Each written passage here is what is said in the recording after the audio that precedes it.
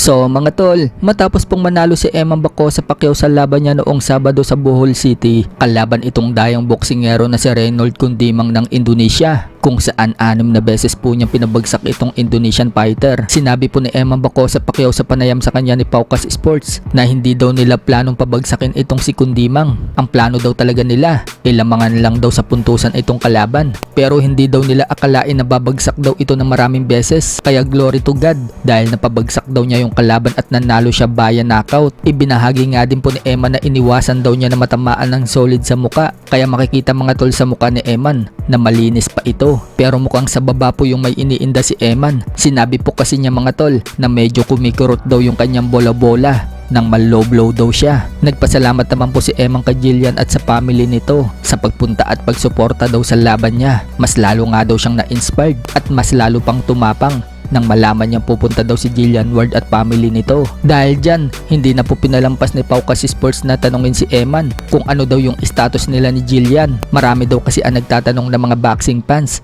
kung sila na daw ba. Sumagot naman po si Eman at sinabing friends daw sila ni Jillian for now. Sabay tawanan po sila. So hindi kaya nanliligaw na itong si Eman kay Jillian? Sinabi kasi niyang for now, friends sila. Samantala, nagsalita na din po si Eman tungkol sa record niya sa boxrec na meron na pala itong isang talo sa laban niya na nagmula noon sa Japan. Wika ni Eman, totoo daw na lumaban siya sa professional boxing sa Japan pero may edad pa lang daw siya noon na 16 years old at 3 weeks or 1 month lang daw yung pag-iinsayo niya. Natalo nga daw siya noon pero ipapaverify pa umano nila sa GAB kung talaga bang ilalagay yun sa record niya. So ang pagkakaalam po kasi ng lahat mga tol, wala pang talo itong si Eman. Nagbigay din po si Eman ng prediction sa laban ng kanyang ama na si Legend Manny Pacquiao kay Floyd Mayweather Jr. na magaganap na sa September 19. Prediction ni Eman, mananalo yung kanyang ama. May tiwala daw siya sa kanyang ama. Alam naman daw ng lahat na disiplinado daw ito. Pagdating daw sa training, talagang hardworking daw ito. At alam daw niya may ibubuga yung ama niya kay Mayweather. Wala nga daw imposible sa boxing.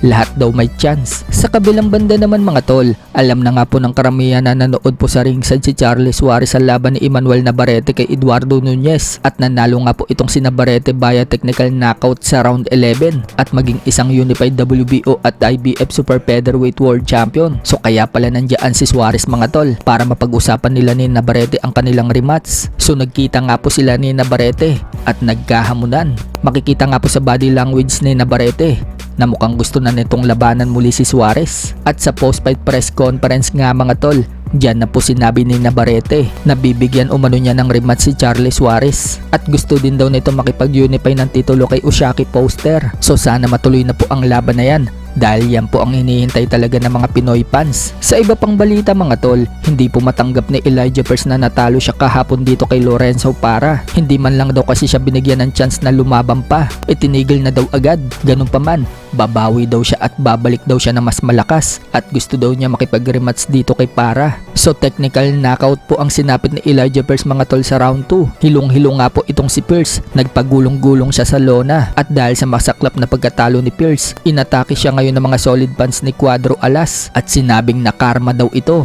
Buti na lang, hindi daw siya pinalagan ni Casimero dahil mas malala pa daw ang sasapitin nito. Matatandaan nga po dati na hinamon ni Elijah Pearce si Casimero at niyabangan pa niya ito. Sinabihan si Casimero na ina-knockout lang daw niya at nilait pa si Casimero. Sinabing napakaliit lang daw nito at matanda na.